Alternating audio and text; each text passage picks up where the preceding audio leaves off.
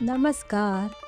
श्री ब्रह्मचैतन्य महाराज गोंदवलेकर प्रवचने सार 14 मे. विषयाची व लौकिकाची आस सोडावी. आपण रामाचे झालो म्हणजे आपली काळजी त्याला लागते.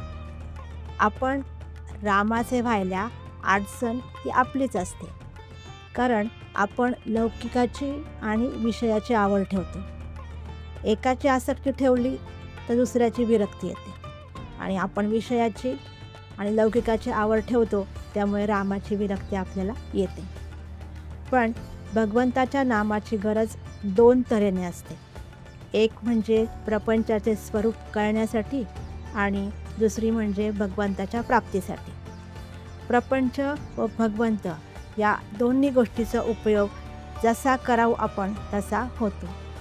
पण खरं म्हणजे आपल्याला भगवंताची तळमळ लागतच नाही. वैराग्याला विवेकाची जोड लागते. प्रपंचाबरोबर मीपणाही टाकावा लागतो. सत्कर्माचा अहंकारही घातक असतो. म्हणून रामाचे होण्यासाठी रामाच्या प्राप्तीची तळमळ असणे आवश्यक आहे.